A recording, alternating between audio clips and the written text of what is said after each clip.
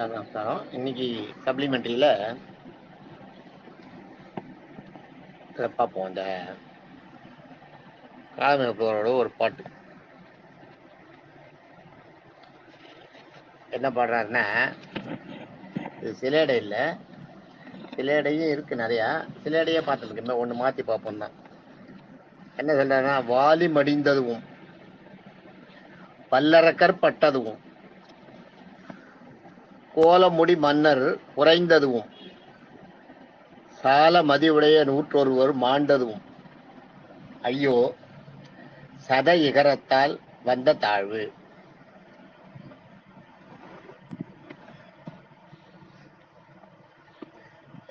ஒரு அருமையான பாட்டு. வாலி மடிந்ததுவும் வாலி மடிந்ததும், வாலி அதாவது பெண்ணாலதான் இவங்க எல்லாம் செத்து போனாங்கன்றத சொல்றாருங்க. வாலி மடிந்ததும் அது காரணம் யாருன்னா, தன்னுடைய இப்ப வாலியுடைய தம்பி சுக்ரீவன், சுக்ரீவனுடைய ஒய்ஃப் பேர் ருமான்னு பேரு. இதெல்லாம் உங்களுக்கு மகாபாரத கதையில இருக்கிற விஷயம். நிறைய வெளியில தெரியாத விஷயங்கள் நிறைய இந்த பாட்டுல இருக்கு. நான் சொல்லுவேன், கவனிச்சீங்கன்னா உங்களுக்கு நிறைய தெரியும். இதுல அதாவது பாரதம் தெரியும், பாரதத்துல இருக்க சின்ன சின்ன விஷயங்கள் நுணுக்கங்கள் தெரியாது. இந்த வாலியுடைய சுக்ரீவனுடைய ஒய்ஃப் பேர் வந்து ருமா, வாலியுடைய ஒய்ஃப் பேர் வந்து தாரை. இதெல்லாம் ஞாபகம் வச்சுங்க. வாலியோட ஒய்ஃப் பேர் தாரை, சுக்ரீவனோட ஒய்ஃப் பேர் ருமான் பேரு. இந்த ருமாவை தான் தூக்கிட்டு வந்துடுறான் இந்த வாலி. சுக்ரீவனுக்கும் வாலிக்கும் தகராறான உடனே வாலியை நாட்டை விட்டு துரத்திட்டு அங்க பார்த்தாலும் அவனை துரத்தி அடிக்கிறதுக்கு ரிஷியமுக பர்வதம்னு ஒண்ணு, ரிஷியமுக சிங்கர்னு ஒரு மகரிஷி. இந்த மகரிஷியை வாலி வந்து போய், அந்த மகரிஷி வந்து வாலி போய் அங்க வேட்டையாடும் போது ஒரு அம்பு விடுறான். அந்த அம்பு வந்து அந்த ரிஷியமுகர் இருக்கார் இல்லையா, அவரோட இதுல போய் அந்த ஒரு இதை கொல்றான். ஒரு வேட்டையாடி ஒரு மிருகத்தை கொல்றான். அந்த மிருகம் போய் அங்க விழுந்துடுறது. விழுந்த உடனே அந்த ரிஷியமுகரோட ஆசிரமத்துல போய் விழுந்துருது.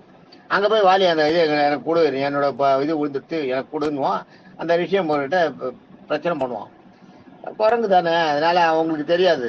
உடனே ரிஷியமுகர் என்ன சொல்லிடுறாரு, நீ மனுஷன் இல்ல, உன்னை வந்து ஒரு ஒரு ஒரே ஒரு மந்திரிச்சு ஒரே ஒரு அம்பு விட்டேன்னா நீ செத்து போயிடுவ. ஆனா எனக்கு வந்து அது எண்ணம் இல்லை, ஏன்னா நீ மனுஷன் இல்லை, நீ வந்து இது காட்டுல வாழ்ற குரங்கு பிரதி, அதனால உன்னை நான் கொல்றது வந்து பாவம். ஆனா அதனால இதை உன்னை நான் கொல்லாம விடுறேன். ஒண்ணு, நான் வந்து இங்க ஆசிரமத்துல நான் தவம் பண்ணும்போது, யாகம் பண்ணும்போது எனக்கு தொந்தரவு பண்ற நீ, அதனால அதனோட தொந்தரவு தடுக்கிற வகையில இந்த மலைக்கு நீ வரக்கூடாது. இந்த மலைக்கு நீ வந்த நான் உன் தலை சுக்குமுறா வடிச்சிருவேன், ஞாபகம் வச்சுக்கோ. இந்த மலைக்கு வராத நீ வெளியிலேயே இருந்து போச்சுக்கோ, அவ்வளவுதான். நான் வேற எங்கேயாவது நான் உன்னை கொல்ல மாட்டேன். இதுக்கு தாண்டி நீ இந்த மலைக்கு உள்ள, மலை இருக்கிற ஏரியாவுக்குள்ள வந்துட்டேன்னா உன் மண்டை வெடிச்சு போயிடுவோம். போனவொடனே வாலி பயந்துட்டு அந்த மலையை விட்டு வெளியே வந்துடான். குணம் என்ன, அதாவது மிருகங்களுக்கே உரிய ஒரு குணம் அது. ஒரு தனக்கு உதவா தான் பயந்துட்டுன்னா அதுக்கப்புறம் கிட்ட வராது. நாய் பாருங்க, நாயை சரியா ஒரு அடி அடிச்சிருங்க, அதுக்கப்புறம் உங்களை பார்த்தாலே நீங்க இங்க வரும்போது அது அங்கிருந்து அது பக்கமா பிச்சுன்னு ஓடும். அதே மாதிரி பூனையை நல்லா பயமுறுத்திருங்க, நீங்க இங்க வரும்போது உங்களை இங்க பார்க்கும்போது அது அங்கேயே திரும்பி போயிடும். மிருகங்களுக்கே உரிய குணம் என்னன்னா, ஒரு தடவை நம்ம கிட்ட சரியான ஒரு பனிஷ்மெண்ட்டோ ஒரு தண்டனையோ வாங்கிட்டா மறக்கவே மறக்காது நம்ம முகத்தை, எங்க பார்த்தாலும் திருப்பின்னு ஓடும். புலி சிங்கம் உட்பட நல்லா தெரியும், அதுக்கு பேச தெரியும். உங்ககிட்ட ஒரு சரியான ஒரு ஜோல்ட் வாங்கிட்டேன்னா அதோட திரும்பி வரவே வராது. உங்களை பார்த்தா பயந்துன்னு ஓடும், எங்கேயோ பார்க்கும்போதே பயந்துன்னு ஓடும், வேற பக்கமா ஓடும். அது மாதிரி இவருக்கும் இந்த இவர்கிட்ட வந்து இந்த ரிஷியமுக சிங்கர்கிட்ட அந்த சாபத்தை வாங்கினோடனே பயந்து போயிடுவான் வாலி, அந்த மலை பக்கமே போக மாட்டான். இது ஒரு கதை, பழைய கதை இது நடந்தது. இதுக்கப்புறம் தான் வந்து சுக்ரீவனுக்கும் வாலிக்கும் தகராறு ஆயிடுறது. வாலி வந்து ஒரு குகைக்குள்ள ஒரு அரக்கனை துரத்தின்னு போறான். அந்த அரக்கன் பேர் எனக்கு டக்கு ஞாபகம் இல்லை, சொல்றேன். உள்ள துரத்தின்னு போறான். தம்பியை வெளியில எடுத்துட்டு நீ இங்கே வேற யாரும் உள்ள நுழையாத பாத்துக்கோ அப்படின்னு சொல்லிட்டு இவன் வந்து வெளியில போறான். உள்ள போய் சண்டை போடுறான். ஒரு வருஷமா சண்டை நடக்கிறது. ஒரு வருஷமா குகைக்குள்ள போய் சண்டை நடக்கிறது. சுக்ரீவன் வெளியில இருந்து பார்த்துட்டு இருக்கான். ஒரு வருஷத்துக்கு பார்த்தா ஒரு வருஷத்துக்கு அப்புறம் பார்த்தா உள்ள இருந்து ரத்த ஆறு ஓடி வருது. இந்த ரத்த ஆறு வரும்போது இது யாருன்னு தெரியல. உள்ள செத்து போனது யாரு, அண்ணனா ராட்சசனா, அது சுக்ரீவனுக்கு தெரியல. முழிக்கிறான். அதோட நம்ம உள்ள இருந்து வாலி கத்துற சவுண்ட் எல்லாம் கேட்கறது இவருக்கு வெளியில. வாலி கத்துற சவுண்ட் கேட்கும்போது வாலி அடிபடுற மாதிரி ஒரு சவுண்ட் எல்லாம் கேட்கறது. அந்த ராட்சசன் கத்துறது வாலி கத்துற மாதிரி கேட்கறது. எல்லாம் பெரிய ரத்தம் பயங்கர கலரையா ஓடி வந்த உடனே அண்ணன் தான் ராட்சசன் கொண்டுட்டான் போல இருக்கு. இந்த ராட்சசன் வெளியில வந்தா நம்மளையும் விட மாட்டான், நம்ம நாட்டையும் விட மாட்டான், எல்லாரையும் கொண்டுவான். என்ன பண்றான், யாருமே அசைக்க முடியாத ஒரு பெரிய பாறாங்கல்ல தூக்கி அந்த குகையை மூடிட்டு, அந்த ரத்தம் வர குகையை மூடிட்டு இவன் வந்துடுறான். சுக்ரீவன் வந்துடுறான். ஏன்னா அந்த ராட்சசன் வெளியே வந்துடுவான். அண்ணன் செத்து போய் ராட்சசன் உயிரோட இருக்கிறதா இப்ப மனசில் நினைச்சு வந்துடுறான். வந்து என்ன பண்றான், வேற வழி இல்லை, நாடு கடைக்கு நாடு நிற்கக்கூடாது. அப்படியே நாடு மட்டும் நாட்டில் மட்டும் அரசு இல்லாத ஒரு நாடு இருக்கக்கூடாது. அதனால மறுநாளே இவனுக்கு பட்டாபிஷேகம், இவன் தான் தம்பி, இவனுக்கு பட்டாபிஷேகம் பண்ணிக்கிறான். அந்த வாலி உள்ள சண்டை போட்டா வந்தீங்களா ராட்சசன்கிட்ட, ராட்சசனை கொஞ்சம் கொஞ்சமா கொண்டு இருக்கான். அவனை கொண்ட அந்த ராட்சசனை கொண்டதுல அந்த ரத்தம் தான் கொஞ்சம் கொஞ்சமா வெளியில ஓடி வருது. அந்த வெளியில ஓடி வந்து கடைசியில் ரத்தம் பூரா வந்துடுது. வந்து ராட்சசன் செத்து போயிடுறான். 13 நாளைக்கு அப்புறம், யுத்தத்துக்கு அப்புறம் ராட்சசன் செத்து போயிடுறான். ராட்சசன் வெளியில வரான். வெளியில வந்து ராட்சசன் செத்து போயிடுறான். வாலி வெளியில வரான். குகை கதவு மூடிருக்கு பெரிய பாறாங்கல்ல. வாலி பயங்கர பராக்கிரமசாலி இல்லையா, தம்பியை வந்து காவல் வச்சுட்டு போனா நம்ம வெளியில வராம இருக்கிறதுக்காக நம்ம இது குகையை மூடிட்டான் பத்தியான்னு அப்படியே தள்ளிட்டு குகையை மூடி வச்சுட்டு போயிருக்கான. இவன்ட்டு குகையை பாறாங்கல்ல தள்ளிட்டு வெளியில வந்துட்டு ஒரு நாட்டுக்குள்ள போய் பாக்குறான். இவன் சுக்ரீவன் வந்து பட்டாபிஷேகம் பண்ணிட்டு இருக்கான். ராஜாவை பட்டாபிஷேகம் பண்ணிட்டு இருக்கான். ஆஹா, நம்மளை குகைக்குள்ளேயே வச்சு மூடிட்டு நம்மளை கொண்டுட்டு நம்மளை சாகடிச்சுட்டு இவன் வந்து பட்டாபிஷேகம் ராஜா அபிஷேகம் பண்ணிக்கணும்னு நினைக்கிறான்னு நினைச்சிட்டு கோபம் வந்துடுது வாலிக்கு. அதுதான் வாலிக்கும் சுக்ரீவனுக்கும் இருக்கிற சண்டை. அதுதான் காரணம், பெரிய சண்டை. அந்த சண்டையில வந்து அப்ப அந்த சண்டையில தான் சுக்ரீவனை கொல்லாத விட மாட்டேன்னு துரத்துறான் வாலி. அவன் எவ்வளவு சொல்லி பாக்குறான் சுக்ரீவன், இல்லன்னா உள்ள யார் செத்துன்னு தெரியல, உன்னுடைய அழுகுரல் மாதிரி உன்னுடைய அந்த கடைசி கால குரல் இருக்கு இல்லையா, அந்த குரல் மாதிரி இருந்தது, மரண ஓலம் மாதிரி இருந்தது, எனக்கு என்ன பண்றதுன்னு புரியல. ராட்சசன் வெளியில வந்தா நான் நாட்டையே காலி பண்ணுவான், அதனால நான் மூடிட்டு வந்து எவ்வளவு சொல்லி பாக்குறான். ஆனா வாலி கேட்கறதா இல்லை. ஏன்னா அவன் கதவு மூடி இருக்கிறதுக்கும் இவன் பட்டாபிஷேகம் பண்ணிட்டு உட்கார்ந்து இருக்கிறதுக்கும் குரங்கு புத்தி தானே. சரி, உடனே முடிவுக்கு வந்துட்டான் இதுதான். அப்ப அந்த சுக்ரீவனை துரத்தின்னு ஓடுறான். எங்க போனாலும் விட மாட்டேன்னு துரத்தி அடிக்கிறதுக்கு போறான். சுக்ரீவனுக்கு ஒளியத்துக்கு இடம் இல்லை. அப்ப ஆஞ்சநேயர் வழியில மடக்கி சுக்ரீவனை ரிஷியமுக பருவத்துக்குள்ள போயிடு, வாலி வரமாட்டான் அப்படின்னு சொல்லிட்டு ரிஷியமுக பருவத்துக்கு அனுப்பிடுறான். ரிஷியமுக பருவத்துக்குள்ள சுக்ரீவன் போனவனே வாலியால உள்ள போகல. போனா மண்டை வச்சு செத்து போயிடுவோம், தெரியும் இல்லையா. அதுதான் சொன்னேன் பாருங்க, பார்த்தாலே பயப்படுவாங்க. அந்த ரிஷியமுக பருவத்தை பார்த்த உடனே இவன் பயப்படுறான். வாலி பயந்துட்டு பின்னாடி ஓடுறான். உடனே சொல்லிட்டு போயிடுறான், நீ இதை விட்டு நீ என்னைக்கு வெளியில வரையோ அன்னைக்கு நீ சமாதி தான் போ, இதுக்குள்ள போனதால நீ தப்பிச்சுட்ட, நீ இதுக்குள்ளேயே இருக்க வேண்டியதான், இதை விட்டு நீ வெளியில வந்தனா செத்து போயிடுவேன்னு சொல்லிட்டு ரிஷியமுக பருவத்தை விட்டு சுக்ரீவன் வெளியில வராங்கன்னு பார்த்து சொல்றதுக்கு ஆளுகளை எல்லாம் வச்சுட்டு அவனோட தூதுவர்களை எல்லாம் அங்க வச்சுட்டு அவனோட படை ஆளுகளை எல்லாம் ரிஷியமுக பருவத்தை சுத்தி வெளியில வச்சுட்டு போயிடுறான் வாலி. இது மாதிரி வாலி போய் அங்க நுழைஞ்சுக்கிறான். அதான் வாலி மடிந்ததும். அதுக்கப்புறம் தான் வாலி வந்து சுக்ரீவன் வந்து வேற வழி இல்லாத வாலியை கொண்டுதான் ஆகணுன்ற மாதிரி ஆயிடுது. வாலியோ சுக்ரீவனோ 2 பேர்ல ஒருத்தர் தான் இருக்கணும்.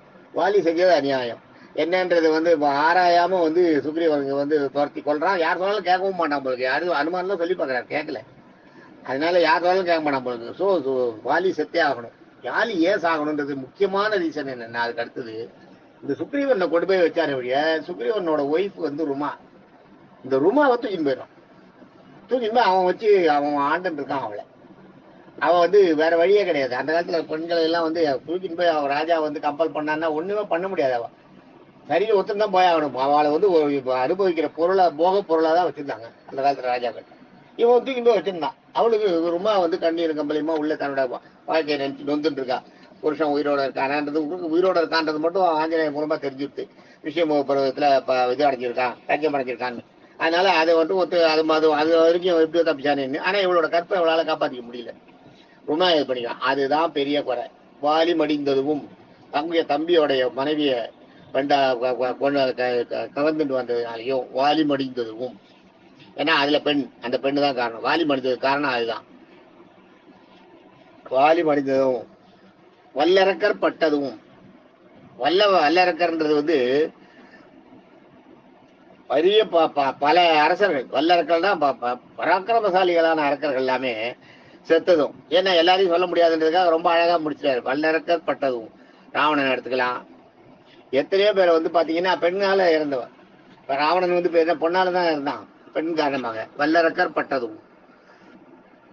அதே மாதிரி கோலமுடி மன்னர் குறைந்ததும். கோலமுடி மன்னர் எத்தனையோ ராஜாக்கள் வந்து ஆண்டியா போயிருக்கலாம் பெண்ணால, பதவியெல்லாம் தொடர்ந்து பைத்தியம் பிடிச்சி. அது மாதிரி விக்ரமாதித்தன் கையில் ஒன்று வரும். சத்தியகிரின்னு ஒரு ராஜா, விக்ரமாதித்தனோட தம்பி. அவன் ராஜா இருக்கும்போது அந்த ராணி, பட்டத்து ராணி வந்து குதிரைக்காரனோட அவளுக்கு தொடர்பாயிடுது. குதிரை வண்டி குதிரை விலாயத்தை பார்த்துக்கிறவனோட. அது தெரிஞ்ச வரைக்கும் அந்த சத்தியகிரி வந்து எல்லாத்தையும் திறந்துட்டு சன்னியாசியா போயிட்டான், அதுவும் பெண்ணால. அதுதான் இங்க சொல்றாரு. கோலமுடி மன்னர் குறைந்ததும் சால மதியுடைய 101 மாண்டதும். சால மதியுடைய 101 பாருங்க. இந்த 101 யார் தெரியுமா? கௌரவர்கள் 100 பேர். கௌரவர்கள் எத்தனை பேர்? 100 பேர் தானே. அதான் தப்பு. கௌரவர்கள் 101 பேர், ஞாபகம் வச்சுங்க. கௌரவர்கள் 100 பேர் இல்ல. கௌரவர்கள் 100 பேருக்கு ஒரு தங்க உண்டு. அந்த தங்க பேர் துச்சலைன்னு பேரு. துச்சலைன்னு கௌரவங்களோட தங்க. அந்த துச்சலை தான். அந்த துச்சலையோட துச்சலை வந்து துச்சலைன்னு கௌரவர்களுக்கு ஒரு பெண்ணும் உண்டு. அந்த அந்த அந்த பெண்ணோட அந்த பொண்ணதான் சிந்துராஜன் ஜெயத்ரதனுக்கு கல்யாணம் பண்ணி கொடுக்குறான். அதுதான் ஜெயத்ரதன் வந்து கௌரவர்கள் சைட்ல இருந்து சண்டை போடுறான். துச்சலை வந்து ஜெயத்ரதனுக்கு பண்ணி கல்யாணம் பண்ணி கொடுக்குறான். ஜெயத்ரதனோட பிள்ளை சுரதாம்புன்னு ஒருத்தன் சுரதான்னுவாங்க. அந்த சுரதா வந்து ஜெயத்ரதனோட பிள்ளை. கடைசியில தர்மர் சக்கரவர்த்தி பட்டம் சூட்டிக்கும் போது எல்லா நாட்டையும் ஜெயிச்சுன்னு வரணும். அப்ப அந்த சிந்து நாட்டை போய் ஜெயிக்கிறான் அர்ஜுனன். ஜெயிச்ச உடனே அவன் சுரதான்னு உடனே, சரி தன் தங்கையுடைய பிள்ளை கௌரவர்களுடைய தங்கை, இவருக்கு பாண்டவர்களுக்கு தங்கை தானே. அதனால அந்த பிள்ளைய வந்து அடிச்சு கொண்டிருப்பான்.